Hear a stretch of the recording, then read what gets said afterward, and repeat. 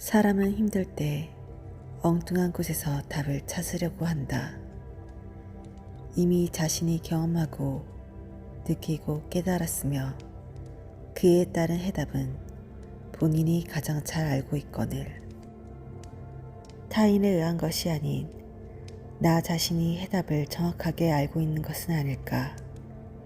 물론 어떤 조언이나 충고가 이해가 되고 받아들일 수 있는 것도 내가 알고 있기 때문은 아닐까.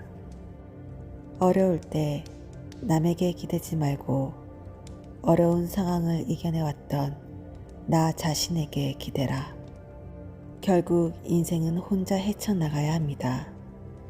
어떤 대상이나 상대방에게 기댈 것이 아니라 나 자신의 신념과 가치관을 조금 더 강하고 뚜렷하게 할 필요가 있습니다.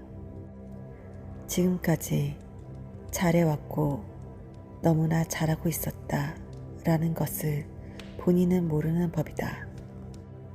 지금 너무 잘하고 있지만 아직은 주변 환경적으로 큰 변화가 없기 때문에 구체적인 수치로 결과가 바로 드러나지 않기 때문에 지금 당장은 체감으로 느낄 수 없는 것이다.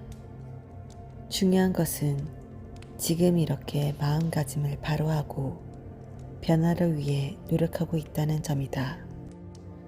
내가 시행착오를 겪으며 경험하고 느끼고 깨달은 것들이 나에게 피가 되고 살이 된다. 조금 더 좋은 방향을 세워나가며 옳은 선택을 위한 조석을 다져보자. 포기하지 않는다면 시간 차이일 뿐이다. 모든 것들은 서서히 변화되게 되어 있다. 목표를 위해 최선을 다한다면, 단지 포기하지만 않는다면 모든 것들은 시간 차이일 뿐이다. 결국엔 크고 가치 있는 방향으로 나아가게 될 거야. 내가 어떤 선택을 하려고 하는데 순간적으로 고민이 되며 무엇을 선택해야 될지 모를 때가 있다. 그럴 때는 이것을 꼭 명심하자.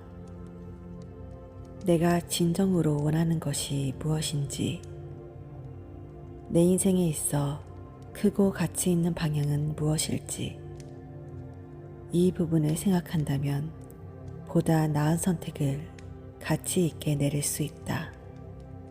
인생은 자전거를 타는 것과 같다. 균형을 잡으려면 움직여야 한다.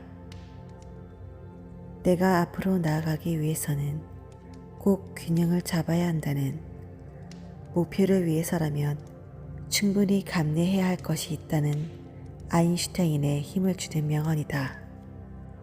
할 일이 아무것도 없는 것은 즐겁지 않다.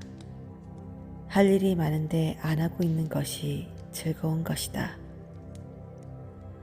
해야 할 것이 있기 때문에, 그리고 앞으로 나아가야 할 방향이 있기 때문에 이렇게 지치고 힘든 것이 아닐까요?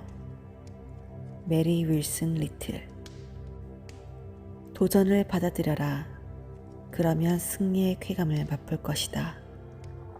조지 S. 패튼. 어차피 해야 할 일이 있다면 지금 필요한 것은 도전이다. 이 도전은 훗날 내 미래를 위한 좋은 판단이 될 것이다. 시작이 반이다. 아리스토텔레스. 시작하기 전에는 걱정도 많고 고민도 많이 될 것이다. 하지만 막상 시작하고 나면 오히려 고민할 수 없이 바쁘게 움직이는 나 자신을 발견하게 된다. 그러면서 느끼게 된다.